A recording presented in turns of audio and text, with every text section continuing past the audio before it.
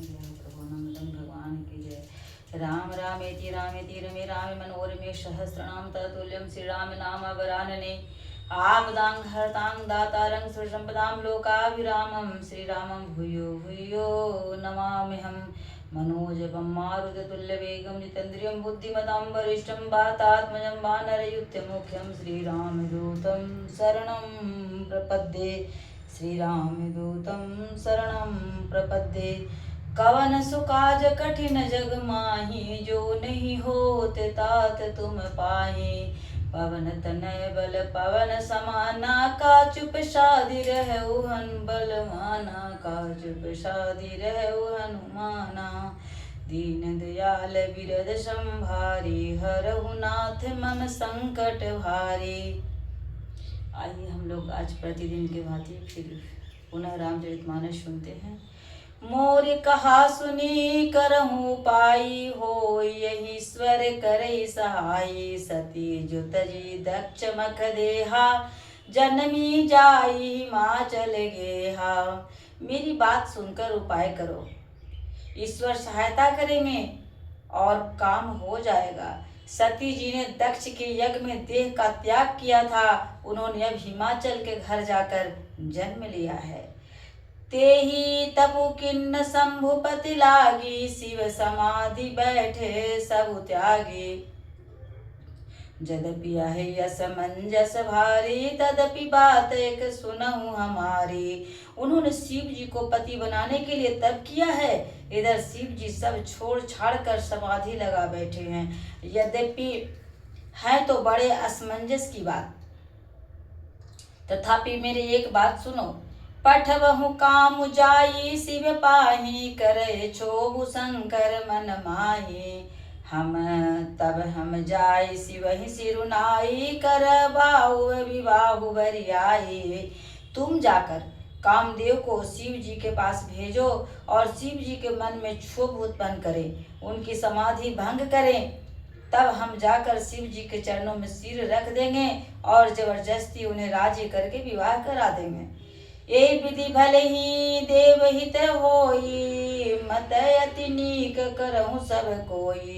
स्तुति सुरन किन्नयति हेतु, प्रकटेउ विषम बान जस जस केतु। इस प्रकार से भले ही देवताओं का हित हो और तो कोई उपाय नहीं है। सबने कहा यह सम्मति बहुत अच्छी है। फिर देवताओं बड़े प्रेम से स्तुति की। तब विषम 5 वान धारण करने वाला और मछली के चिन्ह युक्त ध्वजा वाला कामदेव प्रकट हुए। सुरन कही निज विपति सभा, सुनि मन किन्न विचार। शंभु विरोधन कुशल मोहि, बिहसी कहु असे मार। देवताओं ने कामदेव से अपनी सारी विपत्ति कही। सुनकर कामदेव ने मन में विचार किया और हंसकर देवताओं से यूं कहा कि शिव जी के साथ विरोध करने में मेरी कुशल नहीं है। तदपि करब मैं काजु तुम्हारा, श्रुति का परम धर्म उपकारा। परहित लागित जय जो देहि, संतत संत प्रशंसिते ही।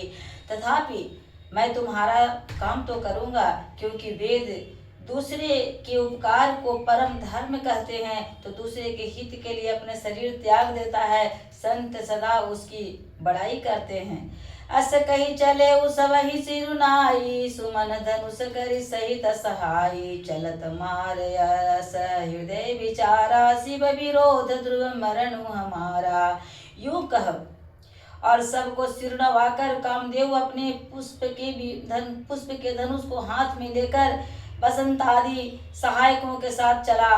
चलते समय कामदेव ने हृदय में विचार किया कि शिव के साथ विरोध करने में मेरा मरण निश्चित है।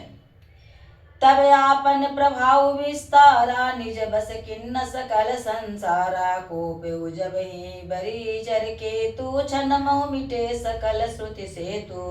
ब्रह्मचर्य व्रत संजव नाना, धीरज धर्म ज्ञान विज्ञाना। सदाचार जप जोग विरागा, समय विवेक कटकु सब भागा।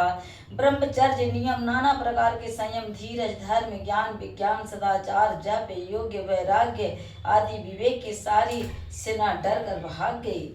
भाग्यउ विवेकु सहाय सहित सुसुवट संजुग मही मुरे सदग्रंथ पर्वत कंदरहि महु जाई तही अवसर दुरे हो निहार का कर तार को रखवार जग घर भरु परा दुई माथ के रतिनाथ जही कहु कोपी कर धनु सरुधरा।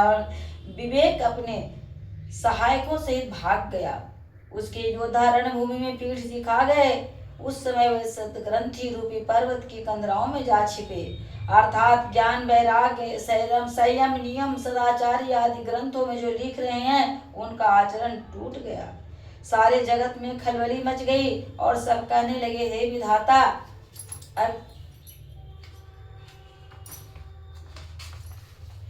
अब क्या होने वाला है? हमारी रक्षा कौन करेगा?